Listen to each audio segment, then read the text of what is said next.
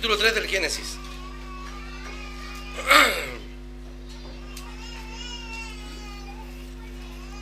Vamos a dar lectura.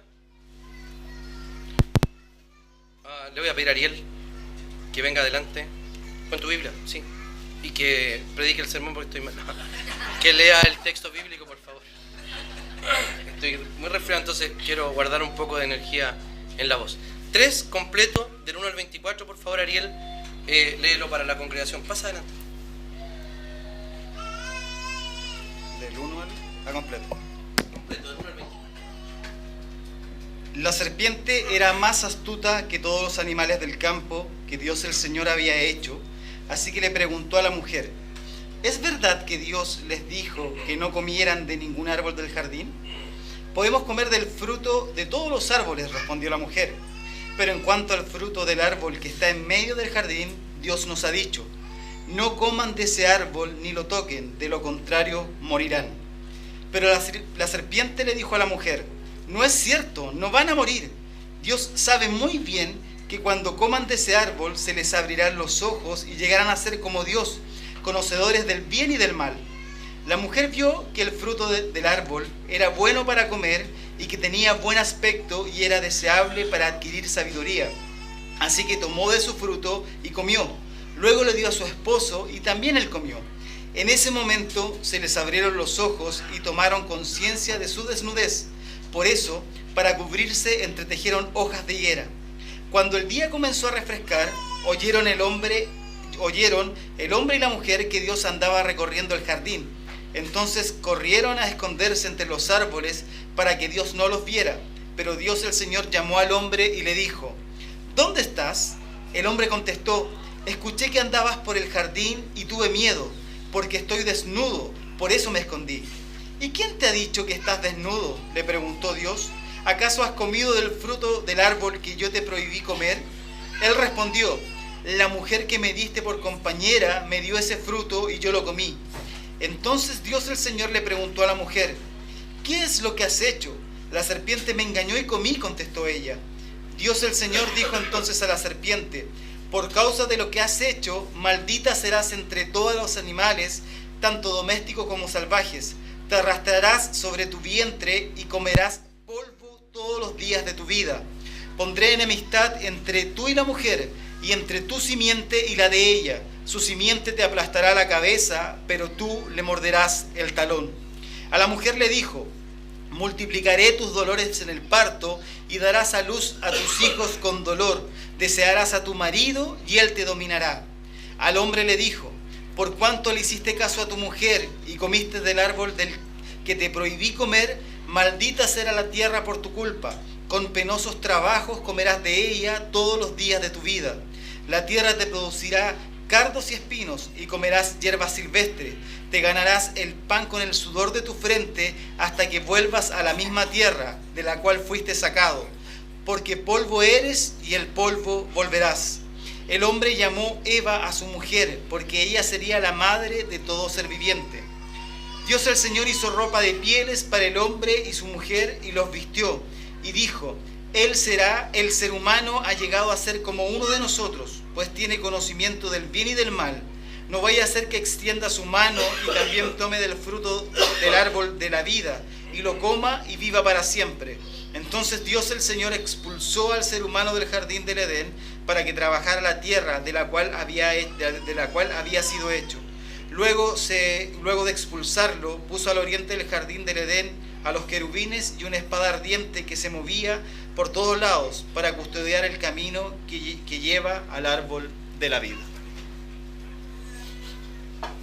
Muchas gracias. Los invito a tener un momento de oración.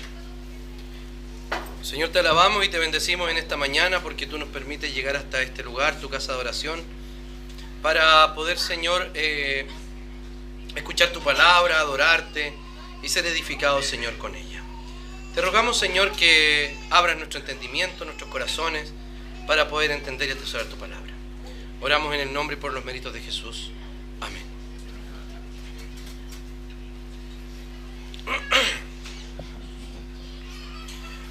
Cuando nosotros leemos este texto, nos damos cuenta de un evento catastrófico que sucede en la creación buena y perfecta de Dios. En esta creación buena y perfecta, todo funcionaba, todo estaba bien. El ser humano tenía una relación perfecta entre sí, ¿cierto? Adán y Eva convivían de manera armoniosa. No había egoísmo, no habían suspicacias. Nada de aquello que está presente hoy día en la relación entre el hombre y la mujer existía. No habían abusos de poder, no existía ningún tipo de rebeldía, sino que era como Dios había dicho que fueran las cosas. Y el pecado es eso. El pecado es aquello que es como no debe ser. La gente hoy día, y lo vemos en la marcha del viernes pasado, que la gente identifica que hay ciertas cosas que no deben ser como son. Pero ojo, dije ciertas cosas. No quiero que me interpreten y crean que yo adhiero a la agenda del feminismo radical que hoy día está en boga, en absoluto. Sino adhiero a todas las cosas que la Escritura, y solamente la Escritura, dice respecto de la mujer, respecto de su dignidad, respecto de cómo el hombre debe amar y tratar a su propia esposa. Es como no debe ser. Y las cosas comenzaron a ser como no debían ser. Por eso que hoy día vamos a tratar el segundo mensaje titulado Caída, Miseria y Redención. La primera parte del texto, o en la primera parte del texto, en los primeros 7 versículos, se relata el primer acto de esta escena, que es la caída. Y la vamos a ver en 3 actos. La caída. Vamos a ver a los personajes que están en esta escena que nos muestra Moisés en el relato de Génesis. Primero, el tentador. ¿Quién es el tentador? La serpiente. La serpiente que es, hasta el día de hoy, lo fue y lo seguirá siendo un animal. Un animal. No es otra cosa que eso. Ahora la describe como un animal más astuto que todos los otros animales de la creación. Y esa es una descripción muy interesante porque en el Antiguo Oriente la serpiente en algunas culturas era mirada muy positivamente, como en Mesopotamia o Egipto, pero los hebreos tenían una connotación distinta para la serpiente, producto evidentemente de este evento que se había pasado de generación tras generación oralmente hasta que lo escritura el propio Moisés. No era una buena imagen. Sin embargo, más adelante podemos ver que sí es una buena imagen. Por ejemplo, cuando las serpientes en números picaron, mordieron a los israelitas, ¿qué sucedió? Levantaron una serpiente de bronce y todo aquel que miraba a la serpiente, ¿qué pasaba? Era sanado de la picadura o de la mordedura de serpiente, ¿cierto? Por lo tanto tenía una connotación positiva y el mirarla. Pero vemos después que el pueblo de Dios más adelante es capaz de idolatrar también a la serpiente, ¿cierto? El propio Jesús nos dice que seamos sagaces o astutos como las serpientes y también mansos como palomas. Es lo que nos dice el texto bíblico. Entonces podemos ver varias veces cómo se describe a la serpiente. Es importante saber cuál es el símbolo que está acá también y cómo lo siguió utilizando el propio pueblo hebreo, ¿ya? No es en toda la escritura que se usa de manera negativa, pero sí, en la mayoría de los textos bíblicos la serpiente es un símbolo de negatividad y aquí es lo que se opone totalmente a Dios, ¿ya? Una característica muy interesante de la serpiente es una serpiente que habla. ¿Hablan las serpientes? No. Nuestra respuesta entonces, nuestra pregunta debería ser, entonces, ¿el relato es mitológico, pictográfico o como queramos llamarlo? Yo creo que no. Yo creo que realmente habló. Para hacer todo, para provocar tal engaño, debió haber hablado. En el texto mismo no tenemos ni idea de que se trata de Satanás. ¿Quién fue? La serpiente. Más adelante le llaman la serpiente antigua, que es el diablo y Satanás, y vemos que la revelación bíblica, a lo largo de toda ella, nos dice quién fue o quién estaba detrás de esta serpiente. Entonces, precisamente, yo creo que no es mitológico, sino que realmente la serpiente habló y engañó, como Moisés relata este capítulo. La serpiente era astuta, perfectamente astuta, pero la tentación era perfectamente identificable, ¿o no? Primero, ¿por qué? Por lo que acabo de decir. Comienza a hablar la serpiente. ¿Y qué pasa si ustedes le habla una serpiente? Yo conozco gente que se sube a la espalda de su pololo por ver un ratón. Imagínense una serpiente que habla. Eso es muy raro. La serpiente sí habló. No identificaron allí. Hasta el día de hoy, queridos hermanos, la tentación es perfectamente identificable. No podemos nosotros esperar. Me perdí. Me salté una parte. No podemos esperar que la tentación sea totalmente oculta. La tentación siempre es identificable para un hijo de Dios. No es que de repente, no, es que ¿saben qué? Se me pasó, se me fue. No, eso es falso. ¿Saben por qué? Porque Adán y Eva y nosotros somos perfectamente capaces de identificar la tentación. Porque tenemos la promesa del Señor de que no seremos tentados más allá de lo que podamos resistir. Este texto está mal citado por malas traducciones, que dice así: Dios no nos pone más carga o Dios no nos pone más prueba de la que podamos resistir, ¿cierto? Las palabras acá utilizadas no son pruebas, es tentación. Ustedes no han sufrido ninguna tentación que no sea común al género humano, pero Dios es fiel. No permitirá que ustedes sean tentados más allá de lo que puedan aguantar. Más bien, cuando llegue la tentación, Él les dará también una salida a fin de que puedan resistir. Vamos manejando, ¿cierto? Y vemos un taco. El taco se ve. No es que yo no vea el taco y veo una salida,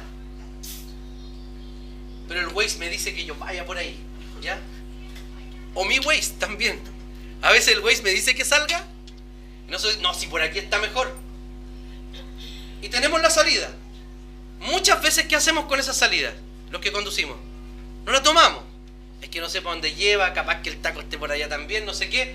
Y nos mantenemos en el taco evidente que está allí. Y entramos. ¿Y qué decimos? Debe haber salido por ahí. Iría por allá.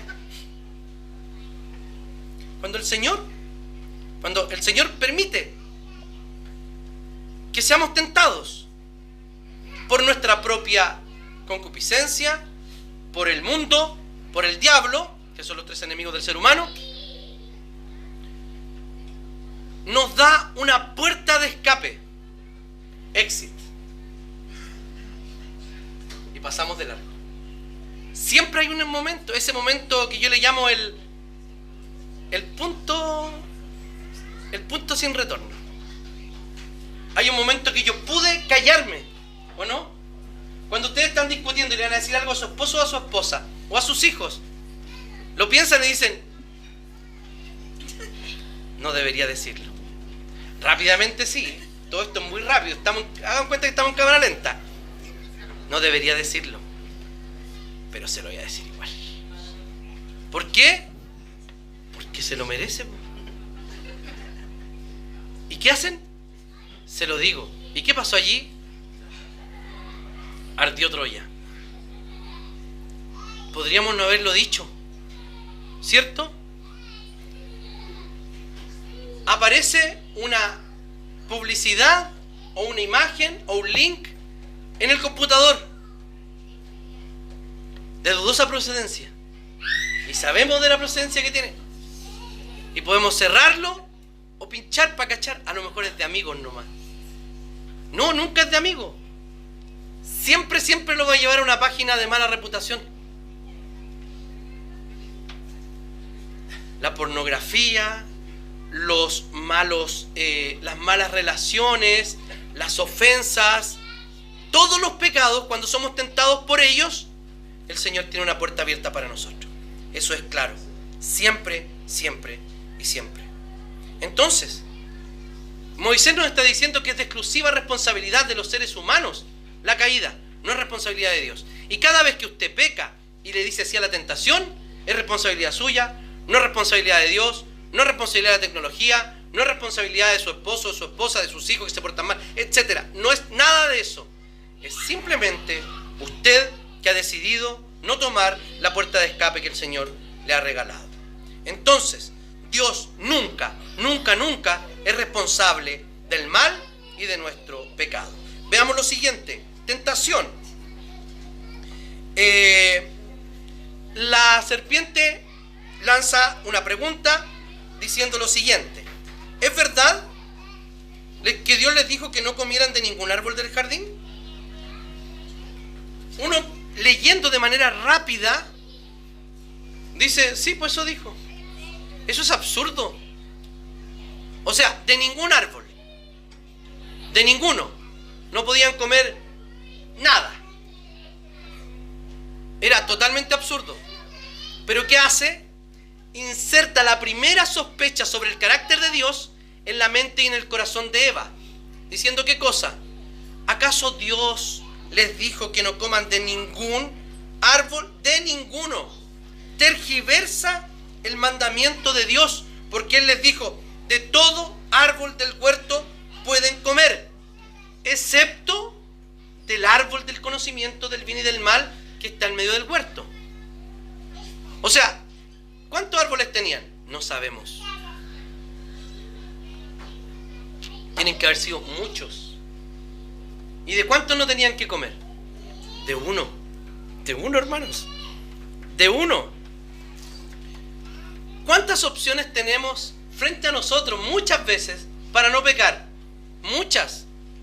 Pero siempre elegimos ¿cuál? El camino incorrecto y el camino errado. La mujer es atraída por la conversación. Ella le responde, le dice, no, córtala. Eso no fue lo que dijo el Señor. Podemos comer de todos los árboles del huerto, respondió la mujer. Pero en cuanto al fruto del árbol que está en medio del jardín, Dios nos ha dicho, no coman de ese árbol, ni lo toquen. De lo contrario, morirán. La mujer ya le dio cabida a la sospecha. También tergiversó el mandamiento del Señor. ¿Qué dijo? Dijo, no comerán de este árbol. Nunca dijo ni lo toquen. Y la mujer agregó una más. Es como ¿cómo se llama? El juego del teléfono. Ni lo toquen. La mujer le da cabida a la sospecha e introduciendo una segunda sospecha sobre el carácter bueno de Dios. Lo que quiso decir con de ningún árbol era Dios es exigente, es absurdamente exigente. Y la mujer diciendo ni lo toquen dijo, sí, la verdad es que Dios sí, es absurdo lo que pide. ¿Cómo ni lo toquen? ¿Qué va a pasar si lo toco? Dios había dicho simplemente que no comieran.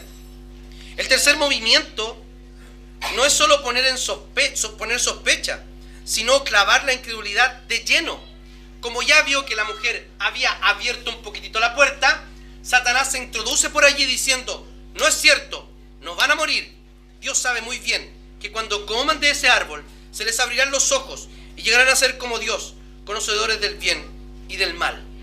Más adelante vemos que sí, que dice, es como uno de nosotros conociendo el bien y el mal. La promesa que le hizo se cumplió, pero nunca dijo que los resultados de esa promesa iban a ser beneficiosos para la raza humana. ¿Se fijan o no? Es exactamente lo mismo. Lo que pasa es que la promesa que le hizo del pecado es una promesa que nunca se cumple. No van a morir. No van a morir. Y cuando comió, ¿murieron? Físicamente, de inmediato, no.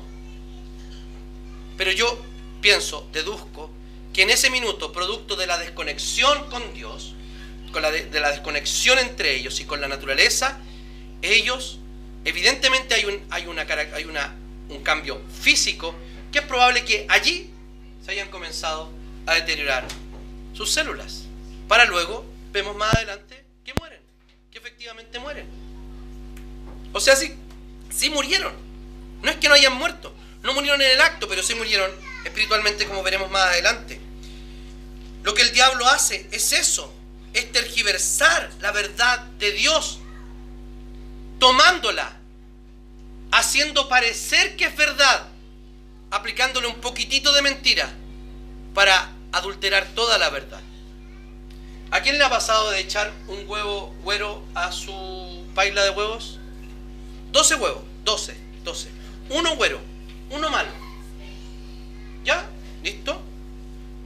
12 huevos allí. ¿Y qué pasa con eso? Hay que botarlos todos. Pero si hay 11 buenos, contaminó la paila completa. Completa. Es así la mentira que hace Satanás. Entonces, ¿cuántas veces nosotros hemos sospechado de Dios, de su palabra, en lugar de sospechar de lo que dice a nuestro oído nuestra cultura? Lo que dicen las ideologías contemporáneas, las psicologías contemporáneas, lo que vemos por allí, que nos susurran al oído. ¿Y qué hacemos nosotros?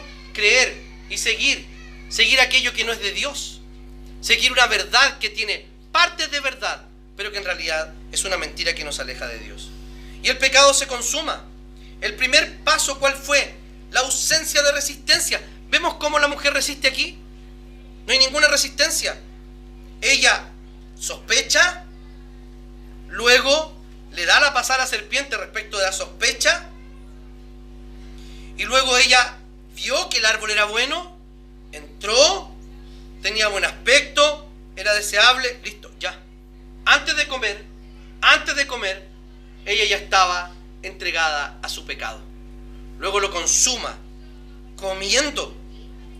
Entonces ella tenía todos los elementos espirituales y volitivos referidos a la voluntad, necesarios para evaluar la situación y resistir, pero sin embargo no lo hizo.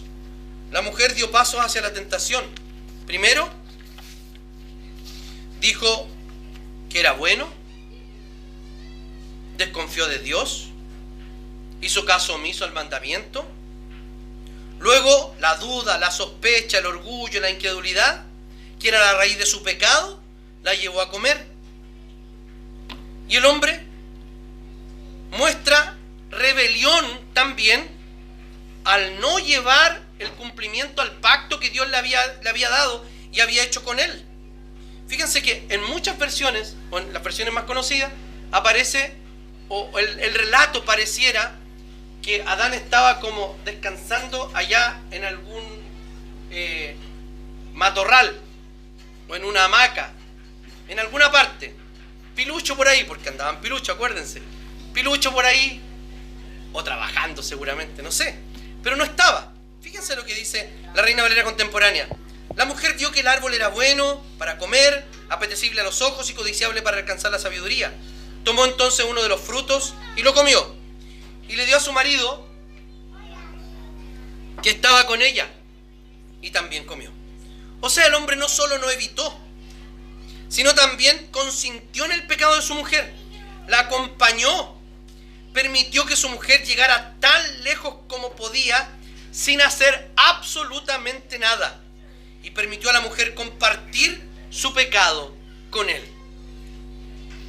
Hoy día es exactamente igual. Hombres pasivos. Es natural en la masculinidad humana ser activos, liderar e ir adelante.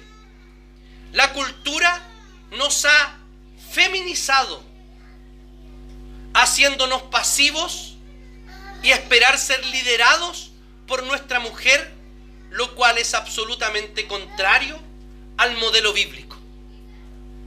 Los hombres no somos pasivos, somos naturalmente líderes. Si no, mire un poquitito el registro arquitectónico de nuestros antepasados. ¿Qué hacían los hombres? ¿Recolectaban? No. ¿Qué hacían? Salían y cazaban. Estamos hechos para liderar. Estamos hechos para corregir, para decir, mijita, ¿qué hizo? ¿Cómo se le ocurre? ¿Y qué le dijo Adán? Está rico, ¿no? ¿Y qué hizo? Parece que no dijo nada. Comió, nada más que comió. Pecado que sigue entre nosotros. Hay un libro completo que habla de esto, del silencio de los hombres. De hecho se llama El silencio de Adán. Se los voy a recomendar al grupo de hombres. Creo que el año pasado lo envié. Entonces, para eso Dios lo había puesto. ¿Para qué? Para que protegiera y sustentara a su esposa. Y no lo hizo. Simplemente dejó que la cosa pasara. Fíjense que la desobediencia, el pecado, miren las consecuencias que trajo. Primero, desilusión. ¿Saben por qué? Porque cuando la mujer peca y el hombre peca, dice que se les abren los ojos y sienten vergüenza, se ven desnudos e intentan taparse. Díganme, ¿dónde está la supuesta alegría, felicidad, llegar a ser como Dios que la serpiente le había prometido? ¿Dónde está? ¿Se cumple? ¿No les dijo? Van a conocer el bien y el mal y ustedes allí van a tener vergüenza, van a saber que están desnudos, les va a pasar esto, esto y esto. ¿No? Se hicieron ilusiones de que el pecado los iba a satisfacer. ¿Cuántas veces nos ha pasado eso a nosotros de que creemos que el pecado nos va a satisfacer y no cumple su promesa, sino que es remordimiento y un sentido de profunda desilusión, esa luz o esa falsa luz que se nos promete frente al pecado, después parece no tener ninguna atracción y esa luz se disipa, se apaga. En realidad no existía, era un espejismo. El pecado o las promesas del pecado son espejismos. Allá hay agua, llegamos allí, no había. El pecado me prometió satisfacción, identidad, no está, no existe. También la vergüenza. Ellos vieron que estaban desnudos y se avergonzaron. ¿Qué pasó? No tenía que ver con su aspecto físico, porque los dos estaban hechos a mano. Acuérdense, Adán y Eva eran perfectos en términos físicos, o sea, no tenían vergüenza de que tenía un rollo. La Eva no había tenido hijos, así que no tenía estría, nada. Estaban los dos 0 kilómetros. Bueno, unos poquitos kilómetros habían recorrido, seguro. Eran nuevecitos. No tenían estrías ni ninguna marca ni de crecimiento, nada. Estaban hechos así. Por el mismo Señor. Entonces no tenía que ver con su aspecto. ¿Qué pasó? La vergüenza vino, ¿por qué? Porque la comunión con Dios se había descontinuado. La comunión entre ellos, consigo mismo. El cuerpo dejó de ser la habitación de un espíritu puro en comunión con Dios. Ahora había uno muerto, desnudo, desconectado de Dios. ¿Eso fue la manifestación de qué? De la muerte espiritual. Su sentido de vergüenza fue la respuesta inmediata a su conciencia culpable. Luego vino el remordimiento. ¿Por qué? Porque agarraron hojas de higuera y se taparon. Se le iban a secar a los 2 días. Pero la respuesta torpe, humana, ¿cuál era? Ir y taparse con hojas de higuera. Adán y Eva se habían vuelto extraños a toda la creación, tan torpes como para taparse con hojas de higuera. La caída había tenido repercusiones fatales en la relación con Dios. En nuestra relación con Dios también, en la relación consigo mismo, en la relación con la naturaleza, en la relación con la creación, con los semejantes. Pero eso fue lo que Cristo vino a reparar. Vino a reparar esto que se había perdido. Vino a reparar esto que se había dañado. Por eso es que Él fue tentado en todo, pero sin pecado, como nos dice Hebreos. Cuando vamos a Jesús pidiendo auxilio, pidiéndole al Señor que nos ayude en la tentación, Él sabe de qué estamos hablando. Él sabe exactamente qué significa ser tentado. Él vivió una vida justa. e impecable.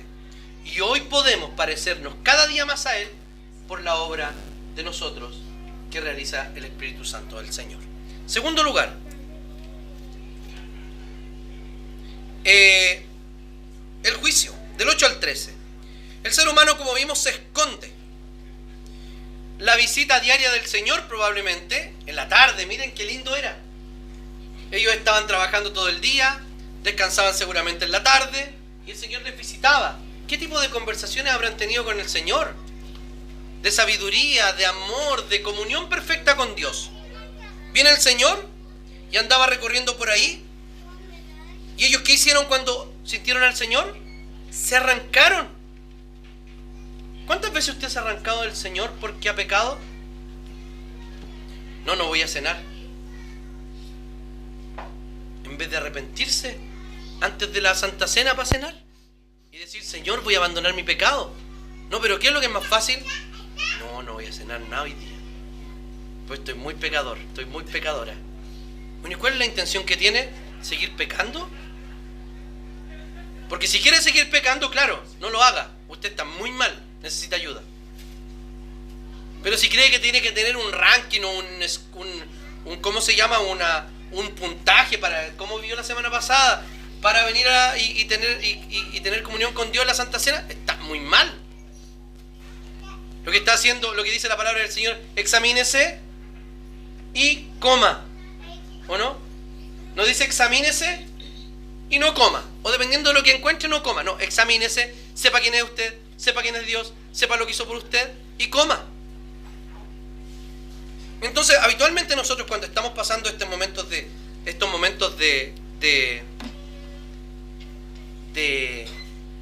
pecado y tentación, tomamos la peor decisión, escondernos.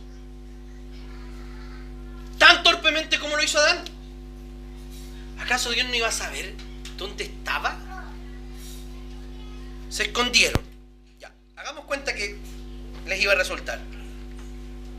Y Dios le pregunta, Adán, ¿dónde estás? Fíjense, pecaron. Y ninguno de los dos dijo, ¿sabéis qué, Eva? Para haber hecho algo bien Adán, po. Eva, ¿sabéis qué? Nos mandamos el manso condoro, no se cumplió nada, mira cómo estamos, sentimos vergüenza, algo pasó, vamos a buscar al Señor. Vamos, para contarle, para decirle lo que hicimos. No, se escondieron. El ser humano nunca toma la iniciativa para reconstruir su relación con Dios.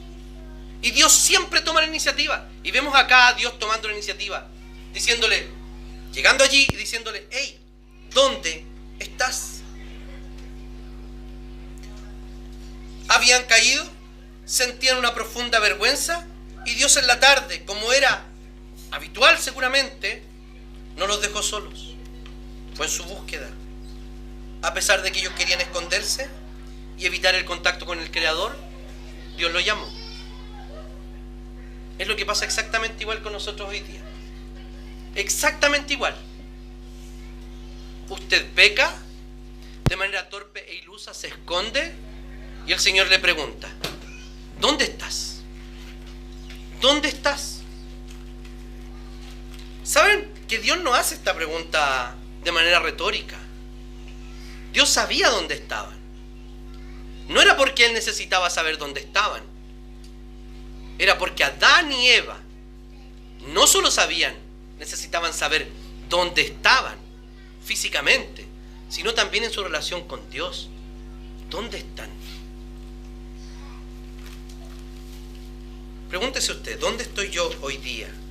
Con todos los recursos que tiene un converso, con el Espíritu Santo, la comunión de los hermanos, la palabra de Dios, los sacramentos, la oración, etc.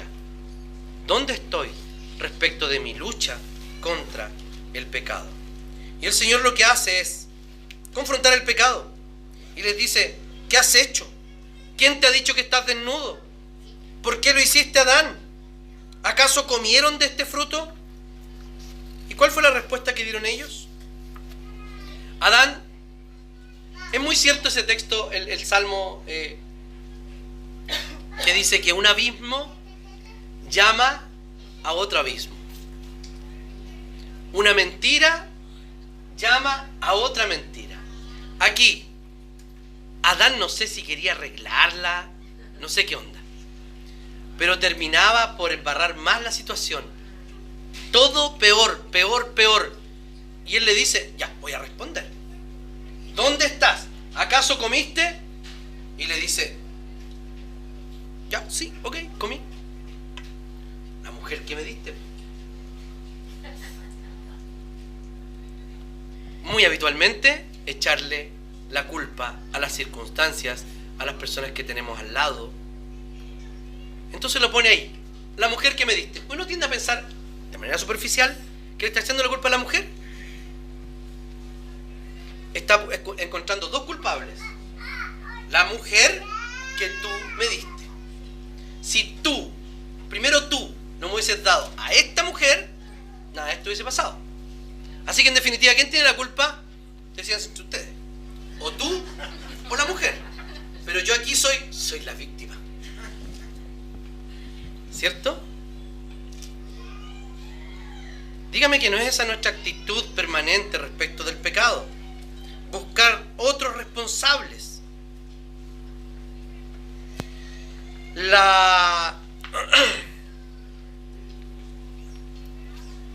Lo que hizo Adán, básicamente, ¿saben lo que fue?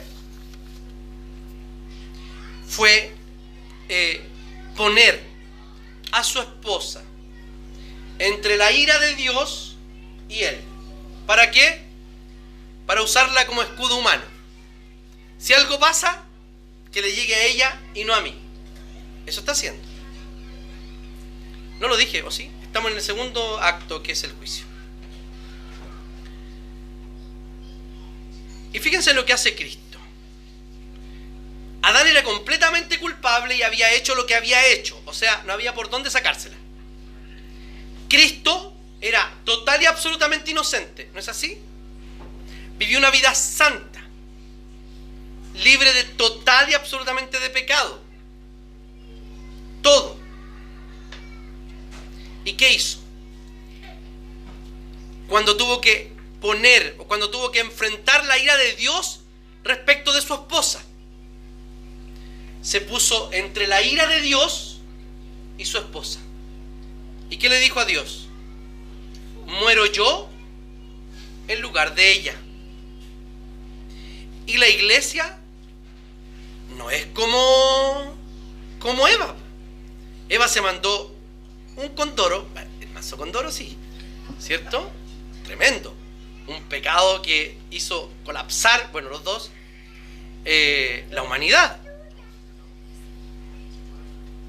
Y la iglesia, la esposa de Cristo, múltiples pecados.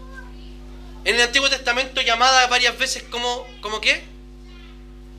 Como ramera, como que se iba y se prostituía al pueblo de Dios. Así le llamaban los profetas al pueblo de Dios. Entonces no era de los chicos muy limpios la esposa de Cristo. Dios se casó con una prostituta, pero no con María Magdalena, porque María Magdalena primero no era prostituta, eso es una invención. Y en segundo lugar, sí se casó con nosotros, con la iglesia, que se había prostituido religiosamente y seguía a otros dioses. Tenemos este caso, hermanos, de que Adán, vemos que cuando Adán acusa a Dios y a Eva del pecado, vemos que su interior, su espíritu, su moralidad, su capacidad de ver las cosas había colapsado rotundamente. Todo se había deshecho dentro de él. Tanto Adán como Eva no asumieron su responsabilidad. Y Dios siguió el diálogo. Así, la mujer, Eva, ¿qué hiciste? ¿Y qué dice Eva en el relato? La serpiente. ¿Para qué andan creando cuestiones que hablan? No, que después yo le creo. La serpiente, o sea, le echa la culpa a Adán, a Eva y a Dios. Eva a la serpiente. O sea, aquí nadie era culpable. Todos habían sido víctimas de las circunstancias. Piensa en su propio pecado, en sus pecados que confesó hoy día.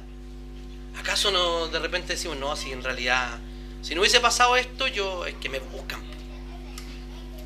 ¿Para qué me buscan si saben cómo me pongo? Dios buscó a Adán y a Eva para que el juicio les fuese conocido. Él los llevó ¿a qué? A confrontarlos con su pecado. Ellos no mostraron ningún tipo de arrepentimiento, hasta más adelante cuando la gracia de Dios se manifiesta. Queridos hermanos, ¿cuántas veces usted sabe el juicio de Dios? Incluso sabe que Cristo lo sufrió por usted.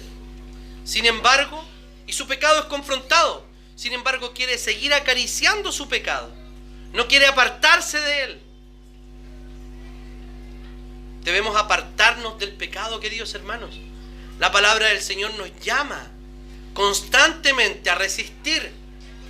Y si no logramos resistir y hemos sido torpes, a confesar. ¿Y a qué? A crecer en torno a eso. No a seguir pecando. Por eso tenemos todos los recursos que el Señor nos ha dado para poder vivir la vida que Dios quiere que vivamos. Y en tercer lugar, o el tercer acto, es la sentencia. Vamos a ver contra quiénes da sentencia el Señor. Primero, da sentencia, empieza por el hilo más delgado, ¿ya? La última del relato, ¿cierto? Era Adán, Eva, la serpiente. Bueno, Dios partió dando condena primero a la serpiente. La idea de Adán y Eva, como ya estaban colapsados moralmente, yo pienso, y esto es mera imaginación, que cuando iba a condenar a la serpiente ya ahí se acababa la cosa. Si ya estaba claro, fuiste tú o la mujer, y la mujer explicó que había sido la serpiente, entonces, y Dios parte por la serpiente. Entonces, vamos a ver qué le pasa a la serpiente. Hay un estigma en su cuerpo, le dice que se va a arrastrar y que va a comer polvo todos los días de su vida. Entonces tenemos acá que la maldición que afectó a todo el mundo deja un estigma característico en las serpientes. El hecho de arrastrarse hasta el polvo, ¿qué es? Señal de su humillación, pero también de la humillación de Satanás frente al Creador. Quiso frustrar el plan de Dios. El plan de Dios nunca puede ser frustrado. ¿Ya? Eso en primer lugar. Luego, ¿qué le dice? Cuando le da la sentencia a la serpiente, en la misma sentencia hacia la serpiente ya comienza a haber una promesa. Quiero que se fijen en esto. Cuando Dios va a buscarlos, ya antes de darle la sentencia, de decirles que habían pecado, Dios en ese momento, para darles el juicio y la gracia, los llama y toma la iniciativa.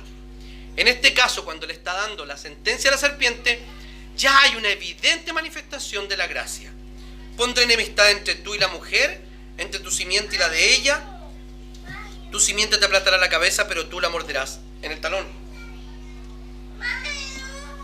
Este es el primer pacto. Después de este pacto que ha sido, hay un pacto creacional, que es el primero, y el pacto de inicio que está acá. Este pacto es un pacto que hace Dios o que renueva con la humanidad. El pacto había sido quebrantado. El Señor de inmediato vuelve a restaurar el pacto diciéndole que yo los voy a salvar y ustedes de allá o tú de allá va a pasar algo contigo y algo con estos que están acá. Fíjense, si hubiese habido físico, hubiese sido así. Pondré enemistad entre tú y la mujer, entre tu simiente y su simiente. ¿Dónde la pone? La pone inmediatamente a su lado. No es que los tiene a los dos allá, no. Esta proximidad en el relato es que Dios seguía de parte de la humanidad y de su creación. No había abandonado Dios a la humanidad. Nunca Dios nos abandona respecto del pecado, respecto del ataque de Satanás. Siempre el Señor está con nosotros. Entonces, la primera maldición pronunciada en la historia también es la primera promesa de la gracia redentora de Dios. Es la primera maldición. Pero no podía estar ausente la gracia. ¿Por qué? Porque dice que ella la herirá en el talón, pero la simiente de la mujer la herirá en la cabeza. Lo que está diciendo básicamente es esto, es que al final Satanás será destruido. ¿Y cuándo comenzó la destrucción definitiva de Satanás? En la muerte de Cristo. Si nosotros pudiéramos llevar a la cruz, esto sería así. Todo el daño que sufrió Cristo, ¿qué fue? Una mordida en el talón, una herida en el talón. ¿Quién se ha muerto excepto Aquiles porque le hiera en el talón? Nadie. No es vital, no es mortal una herida en el talón. ¿Y una herida en la cabeza? Sobre todo para la serpiente, claro que es mortal. O sea, aplastó con la muerte Cristo a Satanás y a todas sus huestes cuando triunfó sobre ellos en la cruz. Porque así lo dice la palabra del Señor, que los exhibió públicamente. La figura es esta del texto del apóstol Pablo. Viene el general con su ejército triunfador y atrás, amarrados o en jaulas, vienen los que han sido capturados como esclavos durante la guerra. Prisioneros de guerra que son convertidos en esclavos. Van y los exponen públicamente ante todo el pueblo triunfador como un trofeo. Eso es lo que hizo el Señor. Expuso a las huestes de Satanás, del diablo, públicamente cuando triunfó sobre ellas en la cruz. El Apocalipsis también nos dice, Apocalipsis capítulo 20, que con la muerte de Cristo fue encarcelado Satanás, fue atado Satanás. Y cuando iban a predicar los discípulos, ¿qué decía? Sí, vi a Satanás caer del cielo como un rayo, porque había comenzado la destrucción definitiva del diablo y de todos sus ángeles. Y vemos en la Escritura que al final de los tiempos, ¿qué va a pasar? Será destruido definitivamente. ¿Y dónde será echado? Al lago de fuego y azufre, donde irán todos aquellos que son sus propios hijos también. Entonces, queridos hermanos, esta es una clara referencia a la muerte de Cristo en la cruz. Hoy día lo podemos ver así. Los primeros que leyeron este texto probablemente no lo entendieron de manera específica, ni de cruz, probablemente ni de Mesías. Pero ¿qué decía? ¿Qué dice el texto para el primero que lo leyó? Aquí pecaron y ¿qué hay? Todavía hay una esperanza de redención. No está todo perdido. Y hoy día, ¿qué tenemos nosotros? Tenemos la consumación. ¿Qué dijo Cristo en la cruz? Consumado es. Por lo tanto, queridos hermanos, nosotros tenemos toda la esperanza de vencer el pecado y no de seguir siendo esclavos allí. Contra la mujer, aumentó sus dolores de parto. Fíjense que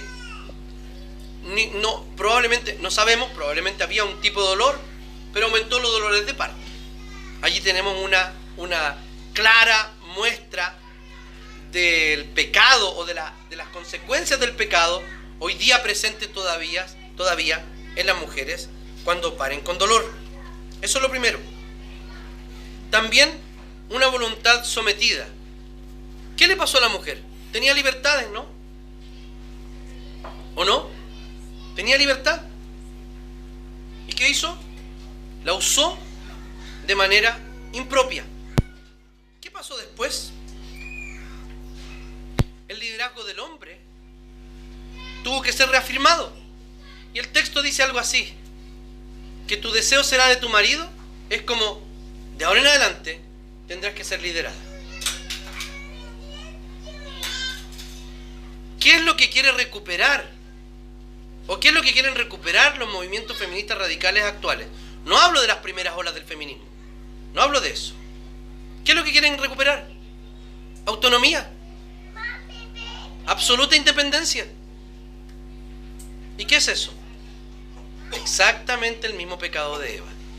Las hijas de Eva quieren seguir a su madre con respecto a comer del árbol del bien y del mal. El Señor está diciendo, no lo hagan. Las que han sido seducidas o están siendo seducidas por este movimiento feminista anticristiano están en un pésimo camino. Y quiero hacer un paréntesis aquí. No es que todos los feminismos no sean cristianos. El feminismo solo pudo nacer en contextos cristianos. ¿Sabían eso ustedes? Y lo voy a explicar de la siguiente manera. La mujer musulmana que escucha probablemente de lejos la relación del hombre y la mujer en el contexto de su religión, y llega a su casa y tiene el mismo grado de inferioridad, ¿es coherente para ella o no? ¿Eso predican? ¿Eso practicamos en la casa? No hay problema. Además que si pretendiera rebelarse, tendría malas consecuencias. La mujer cristiana iba a la iglesia y el pastor predicaba esto. O de Efesios capítulo 5, que la mujer era, o de Primera de Pedro, que era vaso más frágil. O de Efesios, que el hombre tenía que dar la vida por su esposa y tratarla bien y morir por ella, como Cristo amó a la iglesia. Y llegaba a la casa y era maltratada. El marido ni siquiera ayudaba, ¿no? Era puesta en un lugar inferior.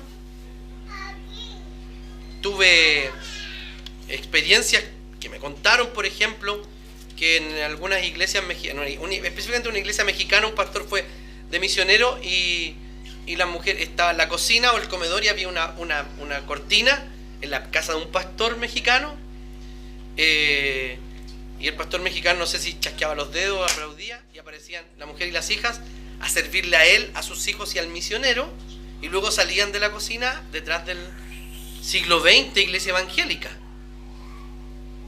Cuando ven el relato bíblico de las mujeres y ven el trato, ese maltrato de algunas casas y de algunos maridos, de algunos, ¿ya? ¿Qué dicen las mujeres? Aquí hay algo que no anda bien. Y decir que algo no anda bien es decir, esto es pecado. Aquí algo no está funcionando. Y así surgieron los primeros movimientos feministas. Por eso, ¿surgen de qué? De hombres. Es producto de que los hombres abandonamos, ¿qué cosa? El modelo bíblico de masculinidad, de liderazgo, de protección, de provisión, etc. Hay algunos sermones míos sobre este tema en la web, que los más nuevos los pueden consultar para ver el relato completo, digamos, de esto. Sometida a la voluntad. Eva, ¿reventaste la tarjeta de crédito? Ya, te vamos a sacar la adicional, o te vamos a poner una adicional con restricción de cupo. Algo así. Va a estar sometida a tu voluntad a tu marido entonces. Eva, ¿no supiste aprovechar esta autonomía o esta independencia de voluntad? Bueno, esto va a pasar. Contra el hombre. Acuérdense, la mujer, la serpiente, ahora la mujer y ahora el hombre. El hombre está esperando ya. Ok, si esta se arrastró, le van a doler más y tiene que, a mí me tocará algo. A mí. ¿Por cuánto hiciste caso a tu mujer y comiste, por Macabeo, ven? Y comiste del árbol que prohibí comer? No le va a pasar nada a él todavía. ¿Qué le dice?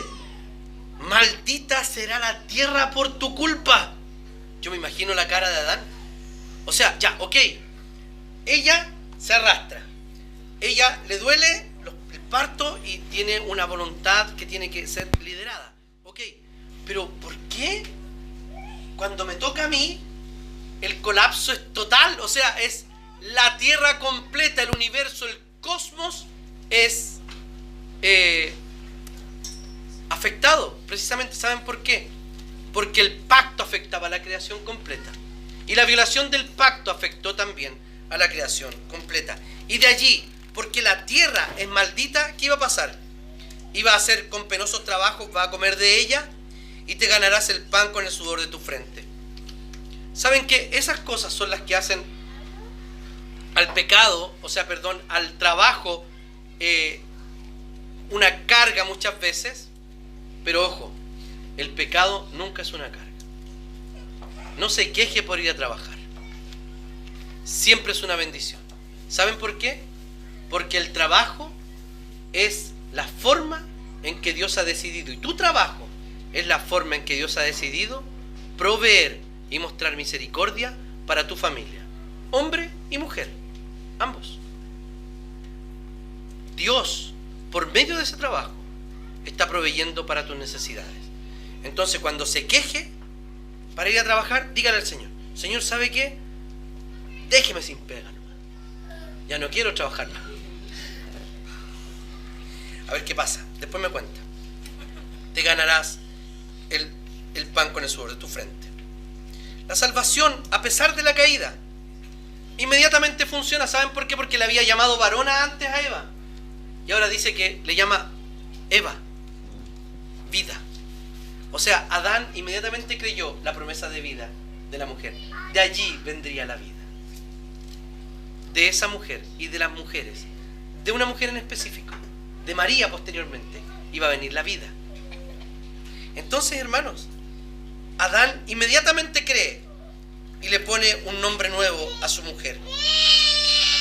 Dios les hizo ropas con pieles y los vistió.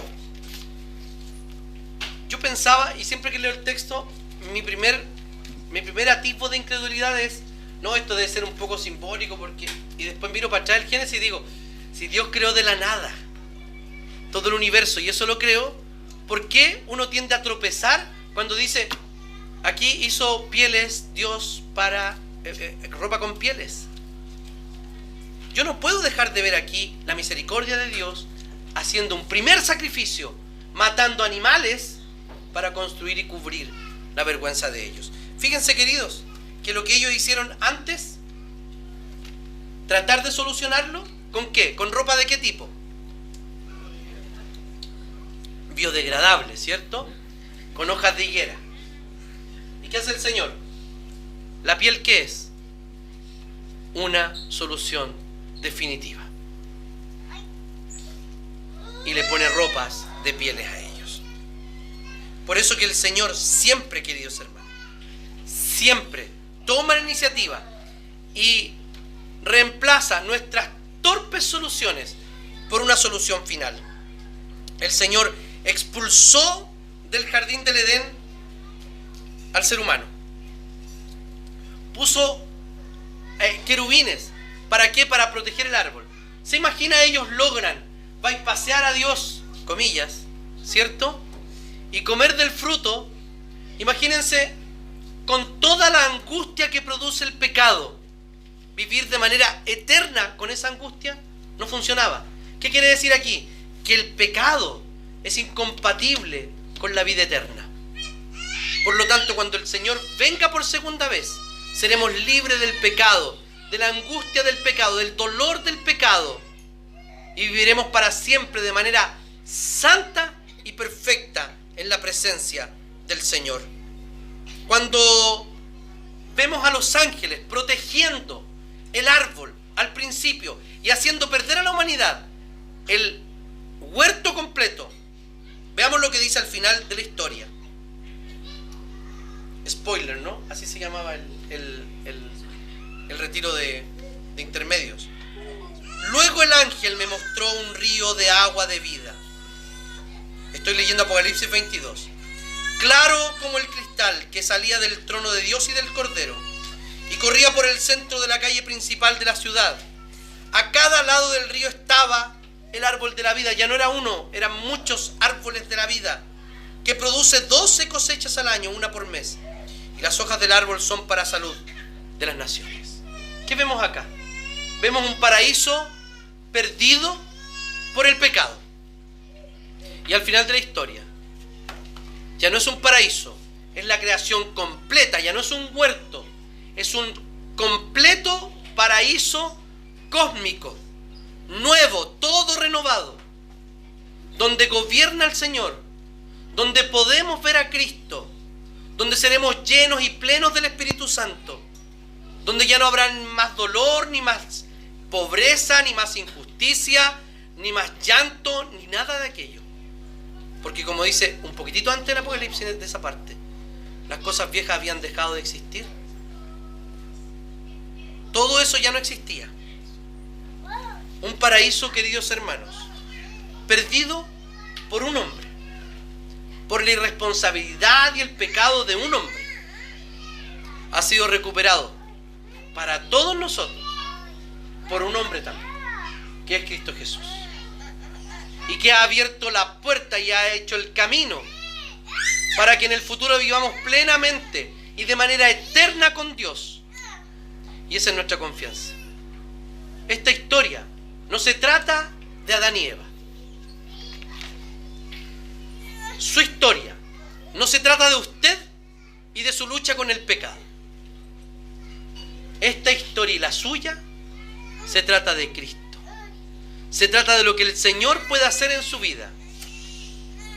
Si usted ha seguido pecando, es tiempo de dejar de hacerlo. Si usted no quiere abandonar el pecado, es oportunidad de hacerlo ya. Para que reflexionemos y practiquemos. No olvide nunca que el tentador sigue al acecho.